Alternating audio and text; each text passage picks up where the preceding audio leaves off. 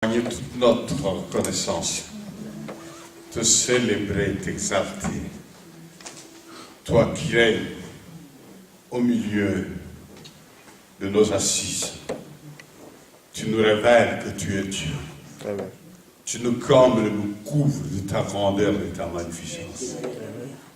Nous voulons te dire que tu es Dieu. Nous voulons te dire que tu es Seigneur. Amen. Tu n'as pas été élu par une assemblée d'hommes. Tu n'as pas battu campagne. Tu es Dieu par ta nature. D'éternité en éternité, toi tu es Dieu. Avant que rien ne soit, toi tu es Dieu. Avec ou sans les hommes, tu es Dieu. Que ton nom soit élevé, soit glorifié, soit célébré, Papa.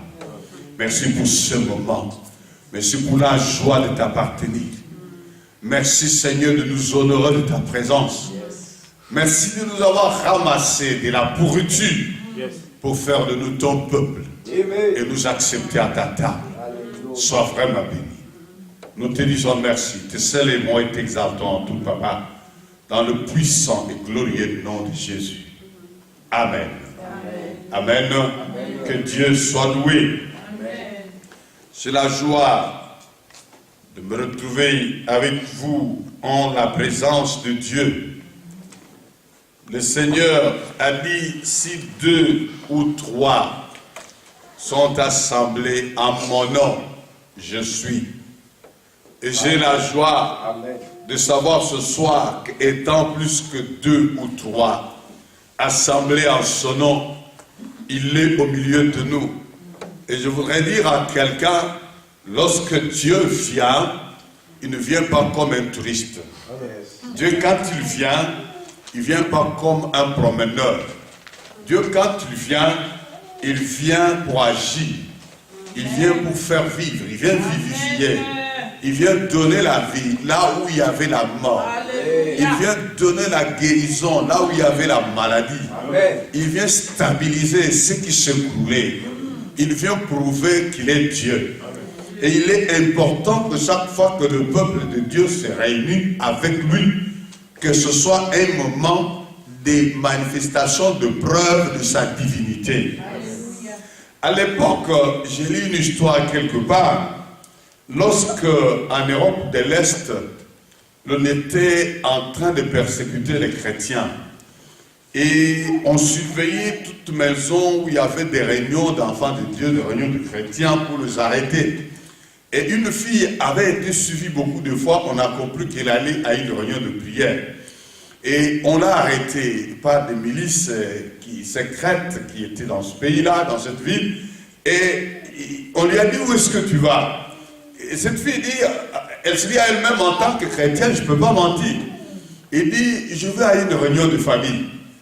On dit, ah bon, et à la réunion de famille, vous allez parler de quoi?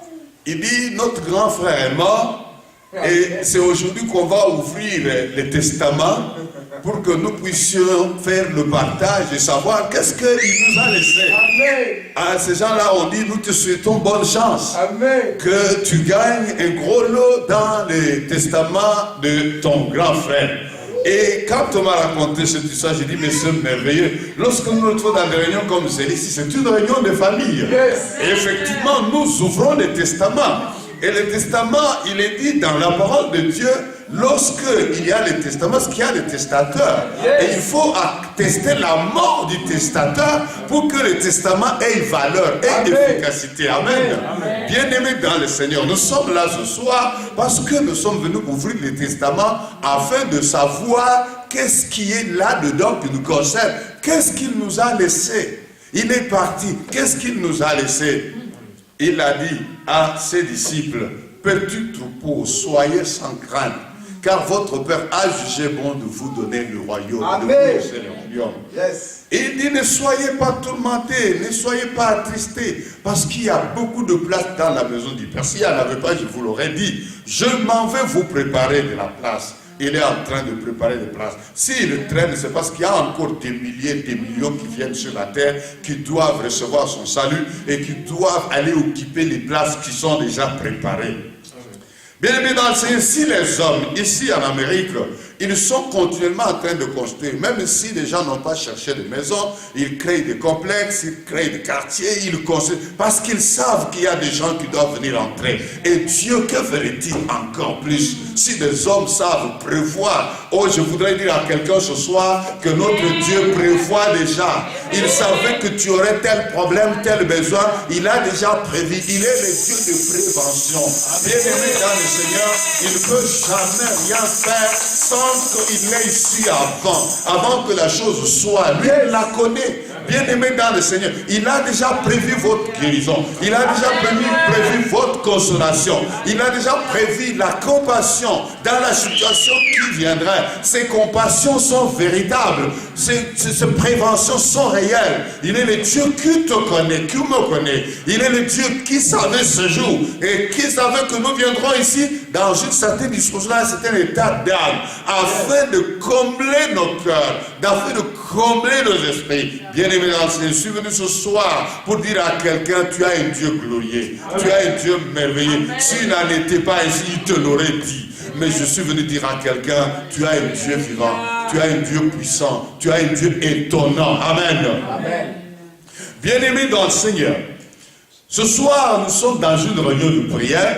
C'est aussi une réunion d'échange avec notre papa. Nous venons pour parler avec lui. Nous sommes dans une réunion de famille. Et dans cette réunion de famille, nous venons parler au Père, mais écouter aussi le Père. Nous avons besoin de savoir qu'est-ce que le Père a planifié pour nous. Et qu'est-ce que nous devons attendre de lui. Il y a des choses qu'il a prévues pour nous. Chaque jour que nous marchons, que nous vivons sur cette terre, Dieu a planifié, a prévu des choses pour nous. Et j'aimerais nous permettre de comprendre dans ces choses qu'il a préparées pour nous, pourquoi nous les donne-t-il? Pourquoi le fait-il pour nous? La première chose, nous devons comprendre que Dieu fait tout ce qu'il fait pour nous parce que nous sommes ses enfants. Amen. Nous sommes ses enfants. Et en tant que ses enfants, il a prévu de nous faire du bien. Il a prévu de nous utiliser, de marcher avec nous. Mais la chose principale qu'il nous faut retenir, c'est que notre présence sur la terre se justifie par le fait que Dieu avait besoin de quelqu'un sur la terre afin de manifester sa grandeur, afin de manifester sa gloire, afin de prouver que lui, Dieu, il est Dieu. Il avait besoin que la nature sache qu'il est Dieu. Il avait besoin que le monde sache qu'il est Dieu. Il avait besoin que les circonstances sachent qu'il est Dieu. Et Dieu a besoin de quelqu'un. C'est quelqu'un sur vous. C'est quelqu'un sur moi. Il veut qu'au travers de nous, toutes choses reconnaissent que Dieu, il est Dieu. Ainsi, mon frère, ma soeur, dans certaines situations, dans certains problèmes qui nous arrivent, Dieu ne fait que provoquer des occasions de la manifestation de sa gloire, de la manifestation de sa grandeur, de la manifestation de son honneur. Nous avons besoin d'être attentifs aux faits et actes. Parce que la Bible dit dans Lamentation, qui dira qu'une chose arrive sans que l'Éternel l'ait ordonné. C'est-à-dire que toute situation qui arrive est connue d'avance de Dieu. Et puisqu'elle est connue, pourquoi la permet-il? Il la permet parce qu'au travers de la circonstance, au travers de la situation, Dieu fait que l'on sache qu'il est Dieu. Dieu veut qu'en tout lieu, que l'on sache qu'il est Dieu. Du soleil levant au soleil couchant, que l'on sache qu'il est Dieu et qu'il est grand. Il dit, arrêtez, sachez que je suis Dieu. Je règne, je domine sur toutes choses. Bien-aimés dans le Seigneur, nous avons besoin de comprendre. Lorsque nous prions, comme nous allons prier ce soir, nous avons besoin de comprendre que tout ce que Dieu veut, tout ce que Dieu cherche, c'est que l'on sache que lui, Dieu, il est Dieu. Dieu nous a créés pour lui. Mais c'est le diable qui a tourné nos regards vers nous. Celui qui est venu au jardin d'Éden, qui a parlé à l'homme, il lui a parlé de ses intérêts à lui. Il ne lui a pas parlé de ce que Dieu avait prévu. Il ne lui a pas parlé de ce que Dieu avait planifié. Il lui a parlé de lui, de l'homme. Il a dit à la femme, Dieu a-t-il réellement dit que vous ne mangerez pas de fruits de l'arbre du jardin?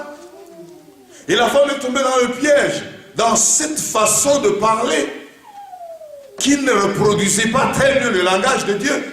C'est pas là notre problème. Mais c'est vers où le diable a-t-il dirigé les pensées de la femme? Et enfin, celle de l'homme. Il dit, vous ne mourrez pas. Dieu vous cache quelque chose d'avantageux, de glorieux. vous ne mourrez pas. Mais lorsque vous mangerez de ce fruit-là dont tu parles, vos yeux vont s'ouvrir. Vous connaîtrez des choses. Vous serez capable, vous serez efficace. Vous voyez ici, il a attiré l'attention de la femme vers le mois, le soir. Et là, elle s'est mis, ce fruit, il est bon. Il est capable d'ouvrir l'intelligence, d'ouvrir les yeux. Il est agréable, il n'a pas mangé et il lui a fait déjà sentir dans le pensée. Ce fruit est agréable, capable de t'amener à une autre dimension. Et comme la femme a commencé à avoir le goût de parvenir à ces choses, de parvenir à cette grandeur, à cette élévation, elle prit de ce fruit et la mangea. Elle le donna à son mari qui était à côté d'elle. Quand cette histoire est interprétée ou expliquée, c'est comme si, lorsque la femme a mangé, peut-être qu'elle est rentrée à la maison et le soir, elle a apporté le morceau qu'il restait à son mari. Non, la Bible dit, elle en donna à son mari qui était auprès d'elle. C'est-à-dire que pendant que Ève était en train d'être séduite, l'homme était là. Parce que tel qu'on présente les choses, souvent on dit non, parce que c'est l'homme. Mais l'homme était là avec sa femme, il était auprès d'elle. Lorsqu'elle a mangé, il a vu qu'elle a pris, qu'elle a mangé. Et elle l'a servi. Il a aussi mangé sans contester.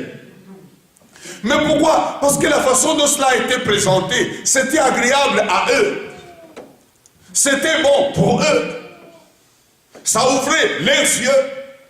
Il dit, vous serez comme des dieux. C'est-à-dire, vous n'aurez plus besoin de Dieu pour dépendre de lui. Et souvent, c'est ça qui nous arrive. Même dans nos prières, nous avons d'une manière ou d'une autre cette attitude de vouloir être comme des dieux. Et il est parti avec eux par là où lui-même est tombé dans le ciel, alors qu'il était ange, porteur de lumière. Il a envié la position de Dieu. Il a envié la place de Dieu. Il a envié la gloire de Dieu. Il a dit, je monterai, je serai comparable, semblable au Dieu très haut. Et il a été projeté. Parce que Dieu ne partage sa gloire avec aucun. Il a dit, je suis Dieu. L'Éternel, cela est mon nom. Jamais je ne donnerai ma gloire à un homme, ni mon honneur à une idole. Bien aimé, souvent, nous nous fabriquons, nous faisons des idoles. C'est-à-dire, nous nous transformons dans nos propres idoles. Nous voulons vivre pour notre gloire. Nous voulons vivre pour notre manifestation. Dieu veut qu'une seule chose, que nous soyons pour lui, que nous manifestions Dieu. Et c'est pour ça qu'il nous a mis sur la terre. Alléluia. Il nous a créés afin que nous puissions servir à sa gloire, à sa manifestation, à son élévation. Lorsque l'homme se détache de cette vision de Dieu, il tombe. Dieu le lâche. Vous savez, il nous arrive d'adresser beaucoup de prières à Dieu. J'en ai aussi souvent et beaucoup de fois adressé à Dieu, ce qui n'est pas une mauvaise chose, parce que la Bible nous demande de prier. Jacques a dit, quelqu'un parmi vous a-t-il ceci, a-t-il cela, qu'il prie, qui demande à Dieu. Et Dieu veut que nous puissions prier. Dieu veut que nous puissions lui parler. Mais le problème, c'est de savoir pourquoi agit-il à notre endroit. Pourquoi nous donne-t-il? Pourquoi nous soutient-il? Pourquoi nous manifeste-t-il? Nous avons besoin de comprendre cela. Et je voudrais nous inviter, avant de continuer dans les échanges, que nous puissions prendre la parole de Dieu. Nous ouvrons nos Bibles dans 1 Corinthiens, chapitre 10, et je prends le verset 31. 1 Corinthiens, chapitre 10, le verset 31. Nous lisons ceci. Soit donc que vous mangiez, soit que vous buviez, soit que vous fassiez quelque autre chose, faites tout pour la gloire de Dieu. Amen. Yes. Soit donc que vous mangiez, soit donc que vous buviez, soit que vous fassiez quelque autre chose, faites tout pour la gloire de Dieu. Et c'est là la difficulté, le problème principal que nous avons lorsque nous cherchons l'intervention divine, lorsque nous cherchons la manifestation de Dieu. Une fois, on m'a invité à une réunion de dames. Donc il n'y avait pas d'hommes dans cette réunion. Et on m'a donné comme sujet, comment faire donc je m'adressais aux femmes mariées, comment faire pour attirer son mari à Christ, pour amener son mari à Christ. Et moi je posais la question, en parlant pour expliquer comment une femme peut amener son mari à Jésus. Je posais la question, pourquoi voudriez-vous amener vos maris à Christ? Elles m'ont regardé avec des yeux grands ouverts. Mais comment un pasteur peut poser une telle question? Mais ça c'est notre mission. Moi je dis oui, je sais qu'il nous est demandé de parler de Jésus. Je sais que Dieu veut que tous les hommes soient sauvés et parviennent à la connaissance de la vérité. Je sais. Mais je veux savoir pourquoi voulez-vous que votre mari soit cet homme-là? Parce que vous pouvez ne pas avoir la même raison que Dieu. Et Dieu fait toutes choses en fonction de ce que lui poursuit. Est-ce que en voulant la conversion de votre mari, vous voulez la même chose que Dieu? Et si vous n'arrivez pas à vous mettre avec Dieu au même diapason, je crains que son mari, au lieu de se convertir, il s'empire. Alors, elles m'ont regardé, je posais la question. J'ai dit ici, le fait que vous vouliez que votre mari se convertisse, c'est pour simplement qu'il change. Qu'il soit comme le mari, je ne sais pas, d'Albertine. J'espère qu'il n'y a pas d'Albertine ici. Qu'il soit comme le mari d'Albertine, qui tape pas sa femme, qui ne boit pas, qui rentre pas tard à la maison, qui ne néglige pas les enfants. Mais à ce moment-là, où sont les intérêts de Dieu? Vous voulez juste que Dieu vous travaille un homme, qu'il vous façonne un homme à votre goût. Vous ne voulez pas que Dieu se travaille un homme à son goût. Vous ne voulez pas que Dieu se prépare un outil qui va le servir. Mais si vous avez le souci de Dieu, si réellement vous voulez, comme Dieu veut que tous les hommes soient sauvés et parviennent à la connaissance de la vérité, si vous voulez que votre mari devienne aussi un outil qui doit servir Dieu, une manifestation de la gloire de Dieu, si derrière c'est la gloire de Dieu que vous voulez, je vous rassure, et je dis à ces dames-là, dès ce soir même, Dieu trouvera le moyen d'amener votre mari à la conversion. Parce que Dieu verra qu'au centre d'intérêt, c'est lui. Bien aimé dans le Seigneur, beaucoup de choses que nous demandons à Dieu, Dieu voudrait savoir où est sa place. Dieu voudrait savoir qui est le bénéficiaire, qui va gagner, qui va prendre la gloire. Vous savez, lorsque j'ai accepté le Seigneur, j'ai fait la marche avec le Seigneur, j'ai connu toutes les péripéties d'un débutant à la foi, et enfin Dieu m'a appelé à le servir. Lorsqu'il m'a appelé à le servir, j'étais en train de travailler dans une entreprise. Et Dieu s'est manifesté à moi, mais manifestant qu'il voulait m'utiliser totalement pour son compte. Ça fait beaucoup d'années en arrière. Bien-aimé dans le Seigneur, après avoir longuement discuté dans mes prières, proposé à Dieu tout ce qu'il fallait, parce que là où je travaillais, c'était quelque chose de promettant, quelque chose que tout jeune cadre qui vient de l'université cherchait. J'ai dû promettre à Dieu non seulement les 1/10 comme dîme, je suis allé jusqu'à me proposer moi de garder les 1/10 et de donner les 90% à Dieu. Mais de lui, j'ai entendu que de moi, il voulait tout. Il voulait les 100%. Il voulait que je le serve. Il voulait se servir de moi. Il voulait me prendre entre ses mains et m'utiliser. C'était pas facile pour un jeune cadre. J'avais des projets, j'avais des rêves, j'avais des programmes. J'étais enfin, avec mon diplôme d'université à main, j'avais l'emploi, j'avais un travail promettant et je voyais mon futur d'une manière différente. Et parce que je considérais que le futur d'un homme, c'est le matériel. Le futur d'un homme, c'est la gloire, c'est le respect des autres. Et c'est comme ça que je voyais les choses. Mais j'ai compris plus tard ce que Dieu dit. Que servirait-il à l'homme de gagner le monde entier s'il perdait son âme? Je pouvais pas avoir toutes ces choses. Mais si j'avais perdu mon âme, que serais-je devenu? Mais c'est pas de ça que je voudrais vous parler. C'est qu'enfin j'ai accepté. Vous savez, il y a certaines choses qu'on accepte de Dieu parce qu'il nous a vaincus. Vous savez, c'est comme un boxeur qui est sur le ring avec un plus fort que lui.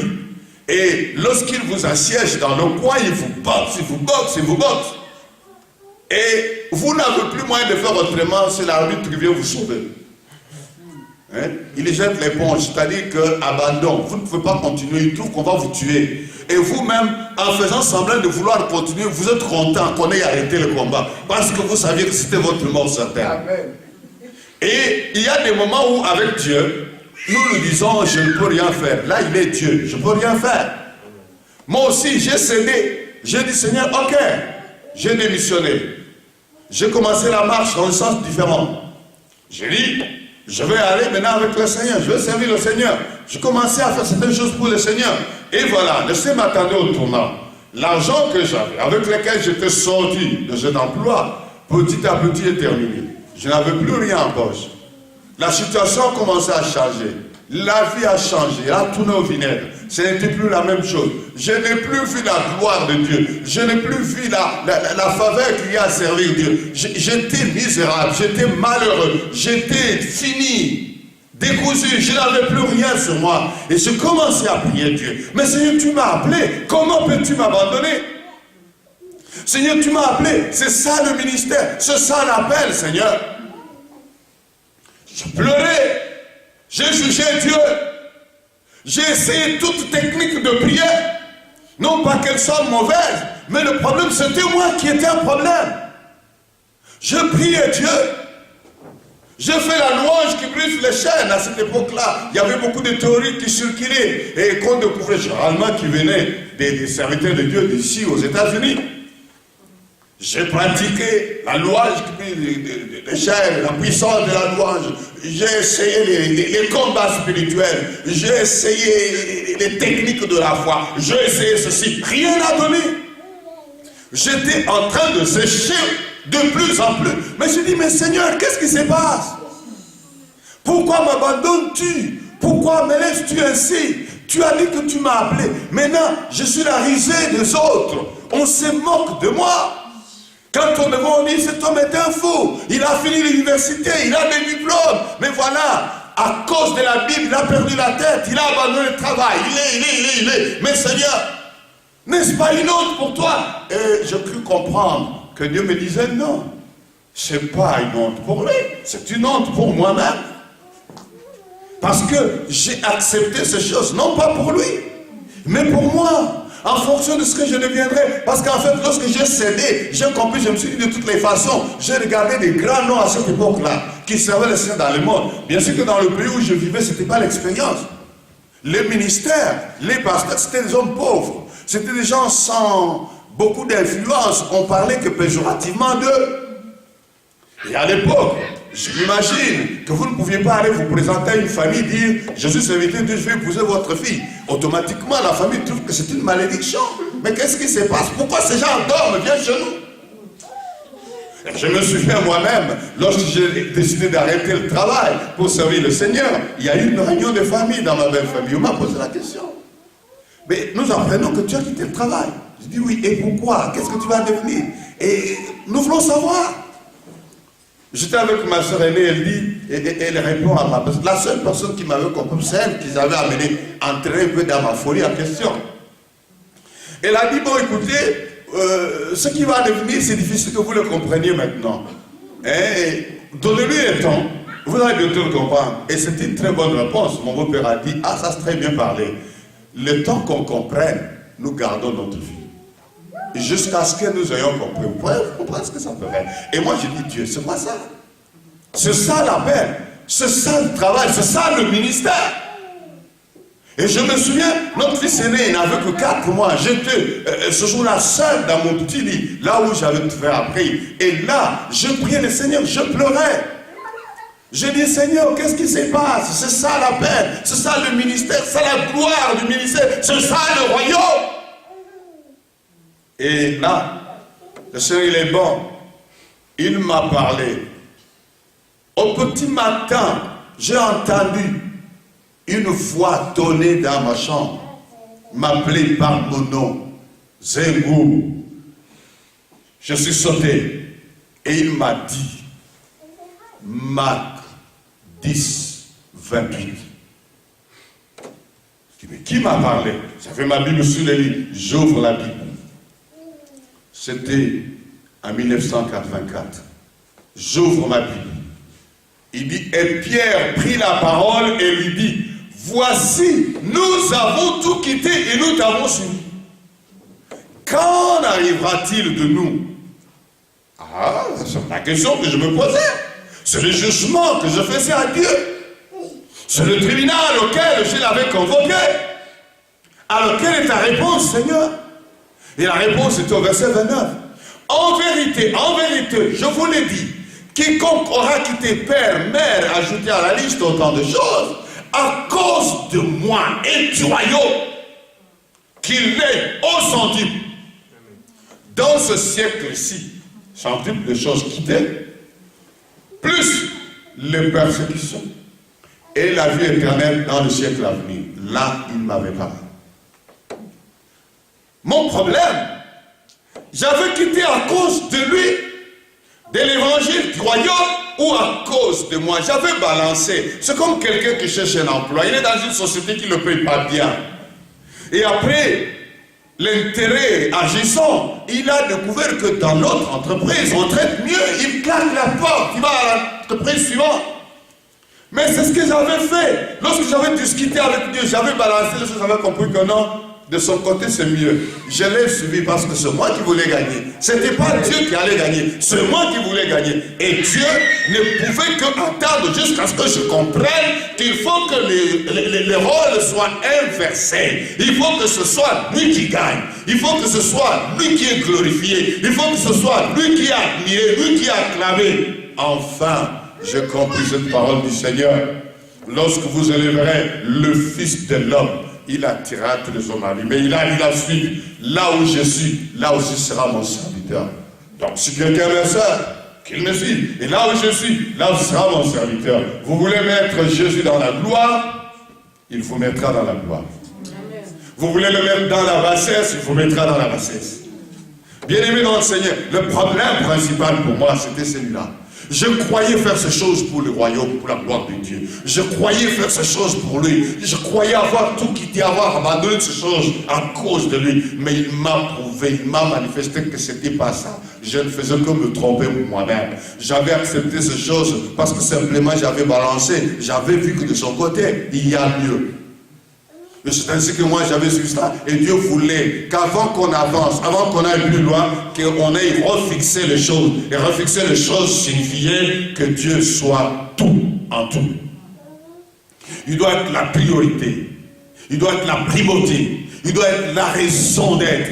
Il doit être la raison de circonstance, la raison de la bénédiction, afin que l'on sache, bien aimé dans le Seigneur, regardez Anne, la maman de Samuel, lorsqu'elle s'est retrouvée à Shiloh, et que là, elle a été même prise pour une femme qui était ivre, parce qu'elle était là, bourdonnant. Mais lorsqu'elle bourdonnait, qu'est-ce qu'elle disait à Dieu? Si tu me donnes un fils, un enfant, un fils, je te le donnerai. Vous voyez? Si tu me donnes un fils, je te le donnerai. En d'autres termes, donne-moi pour te donner. Donne-moi pour te donner. Et Dieu a balancé. Dieu a vu que l'enjeu était de taille. Bien aimé dans le Seigneur, Samuel n'était pas encore là. Mais la maman de Samuel avait déjà engagé Samuel. Il l'avait déjà engagé. Elle a dit à Dieu, je veux un fils. Mais pour toi. Je ne veux pas un fils pour moi. Je ne veux pas un fils pour ma gloire. Je ne veux pas un fils pour mon honneur, ma grandeur. Mais je veux un fils pour toi. Dieu a regardé. Il a vu que cette femme était sincère. Et il lui a donné ce fils. Amen. Alors que cette femme, le serviteur de Dieu, ne savait même pas lire le problème de la femme. Mais Dieu l'avait lu. Dieu avait compris les intentions de la femme. La douleur de la femme et le besoin de la femme. Il a dit, je te donne cet enfant. Bien-aimé dans le Seigneur, Dieu, lorsque vous mettez en balance ses intérêts, en face de ce que vous attendez de lui. Quelque part, je donnais un enseignement, je leur ai dit, sachez agencer, ajuster vos besoins avec les besoins de Dieu. C'est ce que Anne avait fait. Elle avait regardé. Dieu avait besoin d'un prophète. Vous voyez cela? Dieu avait besoin d'un prophète. Parce que les temps étaient durs. Il n'y avait plus de prophètes, il n'y avait plus de vérité. Vous savez, quand vous lisez les débuts de ce livre de Samuel, comment était la maison d'Élie, le sacrificateur. Il y avait de la pourriture, il n'y avait plus rien de bon. Dieu était en souci. Et cette femme vivait à cette époque-là. Elle a compris quel pouvait être l'intérêt de Dieu à ce moment-là. Où était le regard de Dieu à ce moment-là. Où étaient les besoins de Dieu à ce moment-là. Dieu était à la recherche d'un homme intègre, d'un homme efficace, d'un homme à utiliser. Cette femme a dit, je trouvais le besoin de Dieu et je peux faire rencontrer le besoin de Dieu avec mon besoin. Amen.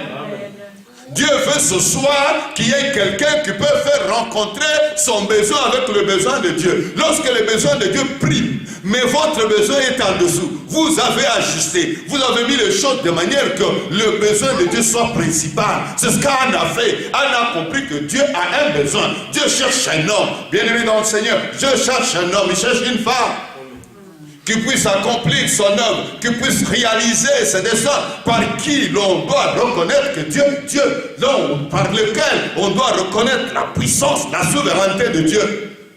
Anne a compris. Elle a mis le besoin de Dieu là-bas. Elle a cherché un besoin qui va croiser le besoin de Dieu. Elle a dit, il faut à Dieu un homme. Elle a dit à Dieu, si tu me donnes un enfant, un fils, à d'autres termes, puisque Dieu, toi tu as besoin d'un homme. Alors tu me le donnes, moi je te le donne. Alors j'ai résolu ton problème, alors que toi tu aurais résolu le mien. Vous voyez cela, bien-aimé dans le Seigneur? Je veux, Dieu, participer à ce que ton problème soit résolu. Mais pour que ton problème soit résolu, il faut que tu me visites. Alors Seigneur, visite-moi et moi je vais tout faire pour toi, pour ta manifestation, pour ta gloire. Dieu a écouté la prière de cette femme. Et je vous jure, ce soir, Dieu écoutera cette sorte de prière. Alléluia. Cette prière qui le met en avantage. Cette première prière qui le met en avant-plan. Cette prière qui ne recherche que ses intérêts, sa gloire, son élévation. Et c'était là la notion que je n'avais pas. Je ne comprenais pas cela. Vous savez, vous pouvez vous révolter, vous pouvez vous fâcher, vous pouvez tout faire, vous ne changerez pas Dieu. Je vais dire à quelqu'un, Dieu ne dépend pas de notre exaucement. Qui nous exauce, qui n'exauce pas, il reste Dieu. Il est Dieu avant notre problème. Il n'est pas devenu parce qu'il a résolu notre problème. Non, Dieu, il est Dieu. Je disais quelque part dans un enseignement, Dieu n'a pas créé pour devenir Dieu. Amen. Amen. Non. Il n'a pas fait pour devenir Dieu. Il a fait parce qu'il était Dieu. Donc Dieu exauce ma prière, Dieu intervient dans ma situation, Dieu agit dans mon problème parce qu'il est Dieu. Amen. Dieu, il est. Celui qui s'appelle je suis, il fait tout pour confirmer qu'il est. Yes. Alors, nous, si nous voulons voir Dieu agir, si nous voulons voir Dieu accomplir sa parole, effectivement c'était sa parole. C'est lui qui m'avait appelé. C'est lui qui avait fait des promesses, mais je les prenais de mauvais côté. Je ne comprenais pas que le bénéficiaire principal doit être lui. Celui qui en tire vraiment la gloire doit être lui. Et moi, je voulais me combler de gloire. Bien-aimé dans le Seigneur, ça n'a pas marché. Anne a prié de cette façon-là, en comprenant que si vous voulez que ça marche avec Dieu, mettez-les à l'avant-plan. Et ça a marché. Samuel était là. Samuel signifie exaucer. Ou si vous voulez, exaucement. Donc Samuel était la réponse à la prière d'une femme qui a prié, dont on se moquait, qui avait des problèmes d'incompréhension. On a regardé du coin d'elle. On se moquait d'elle. Bien-aimé dans le Seigneur, il est dit dans la parole de Dieu, dans Matthieu, chapitre 6, au verset 30 à 33. Et quand vous terminez au 33, il dit, cherchez d'abord le royaume et la justice de Dieu. Cherchez le royaume, il faudrait dire, cherchez le règne de Dieu. Cherchez la manifestation de Dieu. Cherchez l'établissement de Dieu. Les Anglais disent kingdom.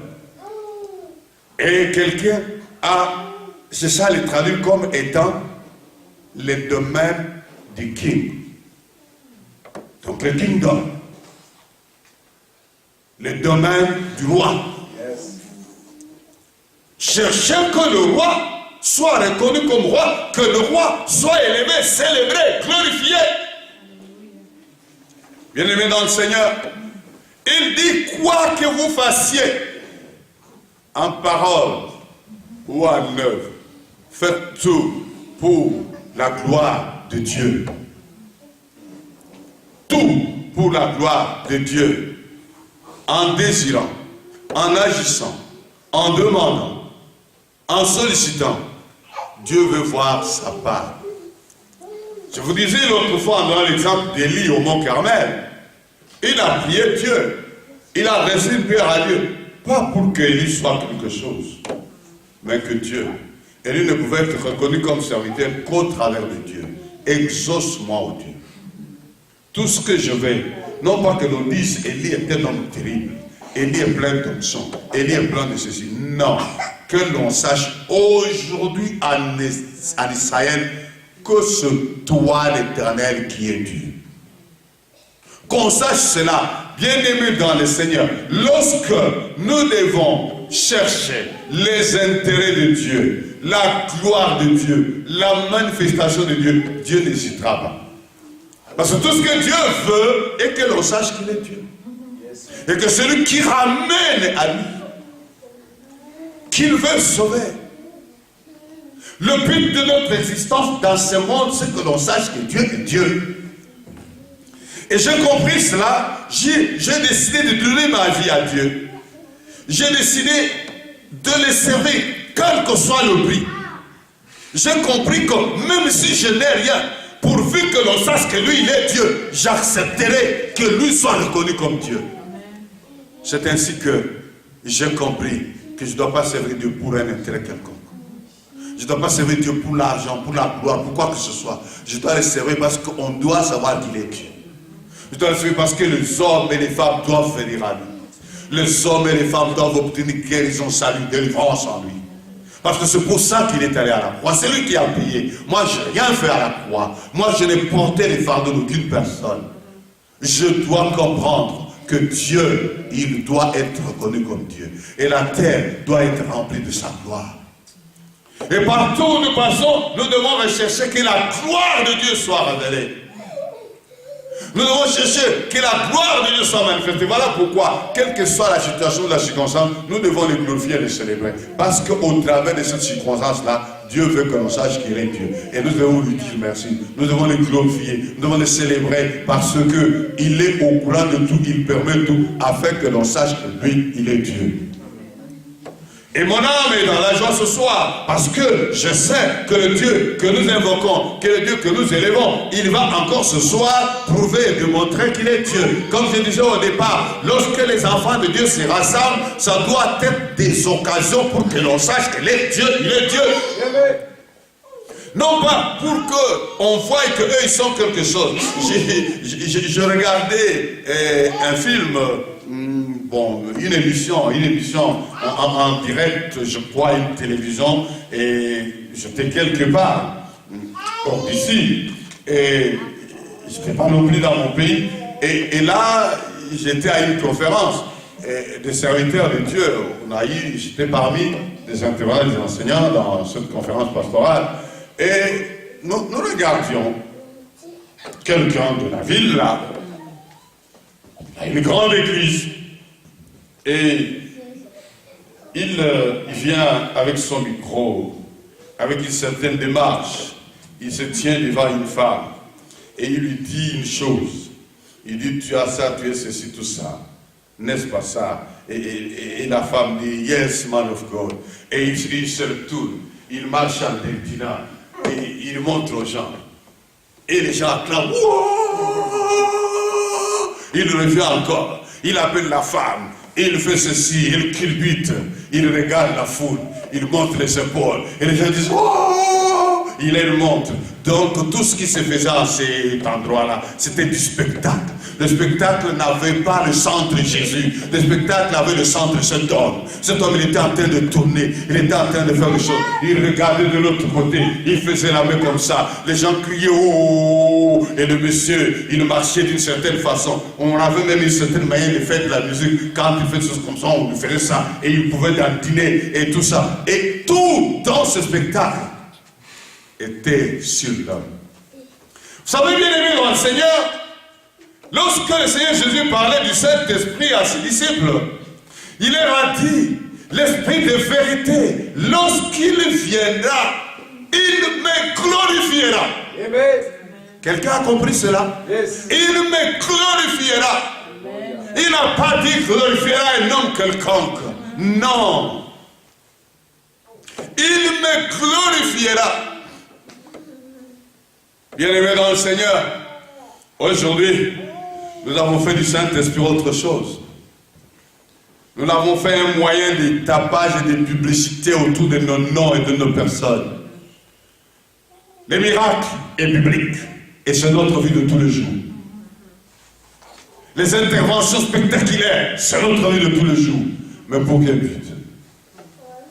Afin que l'on sache que lui, il est Dieu.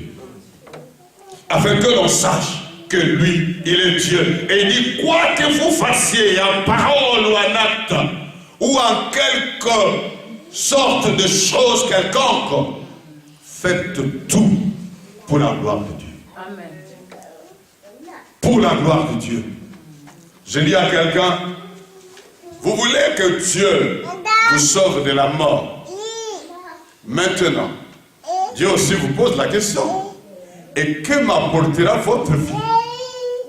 Vous voyez ça? Dieu doit vous sauver de la mort. Vous savez, lorsque Lazare a été ressuscité, et quand les gens sont venus, à la réception où Jésus était invité, parce que Lazare y était, nombreux sont venus. Mais ils sont venus pour voir Lazare ressuscité, mais surtout, celui par qui Lazare est ressuscité. Sa gloire, sa manifestation, son élévation. Il veut cela. Dieu veut cela. Quelque part, quelqu'un m'a posé la question, mais pourquoi tu prêches en criant et tout? Je dis, tu sais, je n'avais plus cette vie. Un jour, j'étais en train de mourir. Il m'a retourné la vie. Mais depuis qu'il m'a retourné cette énergie, cette force, tout ce que je peux faire, c'est lui donner l'énergie là. Et ne peut plus servir à autre chose. Parce que j'aurais quitté toutes ces choses. J'étais en train de mourir. La vie était en train de s'en aller. Je sentais mon corps se refroidir depuis les pieds. J'étais en train de perdre les sensibilités. Et là, j'ai entendu sa voix. Il m'a dit, tu ne mourras pas. J'ai encore beaucoup de choses à faire avec toi. Vous voyez pourquoi je vis? Parce qu'il a encore beaucoup de choses à faire avec moi. Ce n'était pas, tu as encore des choses à faire, et je vais te faire ceci. Non. C'était lui, Dieu. Il a encore beaucoup de choses. Et si je suis, même ici, si je suis, c'est à cause de lui. C'est pour cela qu'arrivant dans ce pays, la première chose, la première réaction que j'ai eue, j'ai dit, Seigneur, c'est pas l'or ou l'argent qui te sert, c'est moi l'individu qui veut te servir, qu'importe le lieu où j'arrive comme étranger, je n'y maîtrise pas la langue, mais cela ne m'empêcherait pas de te servir. Je lui ai donné le reste de ma vie. Je n'ai rien d'autre que je puisse faire sur cette terre. Rien d'autre que le servir. Parce que s'il m'a donné cette prolongation sur cette terre, c'est parce qu'il a beaucoup de choses à faire. Et je voudrais dire à quelqu'un ce soir, Dieu a beaucoup de choses à faire. Et ce doit être pour ce but-là que nous devons chercher son intervention. À cause de ce que lui veut faire, à cause de ce qu'il a planifié, à cause de ce qu'il a arrêté, quelle que soit la difficulté, le problème, il n'y a pas d'impossible à lui. Et surtout quand ses intérêts sont en jeu, Dieu peut arrêter le monde entier pour réaliser le but qu'il a avec vous. Nous avons besoin de comprendre qu'il est Dieu. Nous avons besoin de permettre aux gens de comprendre qu'il est Dieu. Nous avons besoin que partout nous arrivons, l'on sache qu'il est Dieu. Et notre prière, il a prévu de l'exaucer. Yes. Ce dont nous avons besoin, il a prévu de nous le donner. Vous savez, toutes ces choses de ce monde dont nous avons besoin auprès de lui, Dieu n'en a que faire. Il peut nous donner toute la gloire de ce monde. Il n'en a que faire. Mais tout ce qu'il veut, ce soit pour lui. Que quand il va agir, que ce soit pour lui. Bien-aimés dans le Seigneur, nous avons besoin de comprendre cela.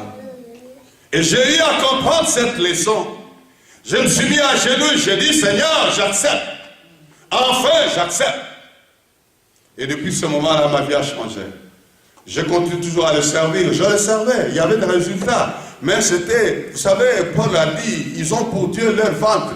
Mais il a reconnu aussi qu'en dépit de cela, Christ n'était pas moins annoncé. C'est-à-dire, quelles que soient les raisons qui étaient cachées derrière le ventre, les besoins du ventre, mais Christ n'était pas moins annoncé. C'est-à-dire qu'ils ont quand même d'une manière ou d'une autre annoncé Christ. Dieu a tiré sa gloire. Il y a certaines choses que Dieu fait pour honorer son nom qui a été cité. Il a dit à Israël, je fais ça à cause de mon nom que vous avez souillé parmi les nations. Il le fait. Et j'ai compris que tout ce dont Dieu a besoin, c'est que tout soit focalisé sur lui. Moi, j'avais des raisons, je pouvais exposer à Dieu. Je pouvais lui dire, Seigneur, je fais ça. Seigneur, tu vois, je fais ceci. Seigneur, tu vois, mais pourquoi tu me fais ça? Et tout ça, voilà, Seigneur, maintenant, c'est de toi. On voit, c'est mon de toi et tout ça. Non, non, non. Dieu voulait que ce que je lui demandais cadre avec lui. Que cela soit pour sa seule gloire. Pour sa seule manifestation. Ainsi, j'ai compris pourquoi j'avais échoué dans la louange qui brise les chaînes, dans la puissance de la louange. Mais moi, je faisais la louange avec mes paroles, mais mon cœur faisait autre chose. Comme il est dit, ce peuple me dit, il me dit, Seigneur, Seigneur. Mais le cœur est éloigné. Et c'est comme ça que je faisais. Mais je servais Dieu. Je ne vous dis pas que j'étais simple croyant dans mon église. Je servais Dieu. Je priais pour des malades, il les guérissait. Mais il y a un domaine dans lequel il voulait m'amener à la connaissance de la vérité. C'était là, sur le plan matériel et la vie quotidienne. Et à partir de ce moment-là, il a changé ma vision des choses. Et désormais, je continue à vivre avec le même Dieu, servant le même Dieu, étant dans la même condition de sans-emploi, et il est devenu mon emploi. Celui qui m'engage, celui qui m'envoie, celui qui me dit fais, je fais, va, je vais. Soumission totale à lui. J'aimerais ce soir, bien aimé, que notre intercession soit différente. Que notre intercession soit de la louange. Je bénis Dieu du temps fort qui a précédé ce moment ce soir, mon Seigneur. Nous avons vécu un temps formidable. Un temps de sa gloire. Et lorsque Dieu est élevé, lorsque Dieu est glorifié, lorsque Dieu est manifesté, Israël en priant, il lui disait, lève-toi, ô Dieu, et que tes ennemis soient dispersés. Lorsque Dieu s'élève, il règne, il agit, il opère, il libère, il renverse ceux qui résistaient. Et j'aimerais que ce soir, nous lui demandions rien d'autre qu'elle est élevée, qu'elle est célébrée, qu'elle est glorifiée, qu'elle est exaltée. Parce que nous allons lui dire ce soir, Seigneur, tu connais le problème et tout ce dont nous avons besoin, que l'on sache dans nos problèmes que toi, tu es Dieu. N'est-ce pas cela que nous avions compris la fois passée? Que ton nom soit sanctifié. Que l'on sache que toi, tu es Dieu. Il a dit à Moïse, tu ne m'as pas sanctifié devant ce peuple. Or, le but, Moïse, que je t'ai choisi, c'était pour me révéler à ce peuple. Tu as commencé à le faire en Égypte. Tu m'as révélé à ce peuple. Arrivé au désert, tu ne reconnais plus que je suis Dieu. Devant le Pharaon, tu m'as manifesté comme Dieu. Devant la mer rouge, tu m'as manifesté comme Dieu. Lorsque Dieu lui a dit, il a répété au peuple, l'Éternel combattra pour vous. Et vous, gardez le silence. Et voilà, devant ces rochers, c'est plus le peuple qui devait garder le silence, c'est Moïse qui devait le garder. Parce que Dieu lui a dit, parle au rocher, mais Moïse a parlé autre chose. Au lieu de garder le silence, au lieu d'avoir les regards fixés sur le Dieu qui combat, il a lâché. Bien sûr à cause du peuple. Le peuple est monté sur les nerfs de Moïse. Il était à bout. Et beaucoup d'hommes de Dieu ont lâché à cause du peuple. Beaucoup ont fait de ce qu'il ne fallait pas faire à cause du peuple. Aaron, lorsqu'il a péché, en créant, en fabriquant le veau d'or, c'était à cause du peuple. Moïse lui a dit, qu'est-ce que ce peuple t'a fait? Il a dit, c'est eux. Ils m'ont fait pression. Ils s'en allaient. Saül a craqué à cause du peuple. Samuel lui a dit, tu attends que j'arrive pour présenter le sacrifice. Saül ne venant pas, Samuel ne venant pas, Saül s'est mis à la place de Samuel. Il a fait travail de sacrificateur. Vous savez, Dieu est un Dieu d'homme. Dieu est un Dieu de spécialiste. Dieu n'a pas de généralité. Ce n'est pas un Dieu de généraliste. Il a prévu que chaque tâche soit accomplie par une personne. Saül était roi, mais ça, c'était l'affaire de Samuel. Mais comme Saül voyait comment Samuel faisait, il savait quand même comment la procédure, tout ça. Vous pouvez savoir tout ça, mais ça ne vous qualifie pas pour faire le travail de Samuel. Et Samuel arrive, il trouve que Saül est en train de finir de faire le sacrifice. Qu'est-ce que tu fais? Oh, le peuple m'a abandonné. La pression, vous savez, dans la vie, il ne faut pas être toujours à la recherche de on m'abandonne, on me quitte. Vous ne savez même pas X qui vous quitte, pourquoi il vous quitte. Le peuple était en train de partir, je restais seul. Pour ne pas me retrouver seul, j'ai dû me faire violence. Il s'est fait violence pour désobéir à Dieu. Quand on l'a envoyé, sacrifier tout, il n'a pas sacrifié. Et là où il ne faut pas sacrifier, il vient pour sacrifier. Voilà comment l'homme il est. Mais notre Dieu, il est Dieu qui ne change pas. Il est le Dieu qui habite une lumière inaltérable. Il est dit dans sa parole, tout don parfait, toute grâce excellente descend de sa part, le Père de lumière, chez lequel il n'y a ni changement, ni ombre de variation. C'est celui-là que nous voulons élever ce soir. C'est celui-là que nous voulons invoquer ce soir. Oh, je voudrais que nous puissions prendre le temps pour le célébrer, pour l'exalter et pour l'adorer. Que le Seigneur vous bénisse.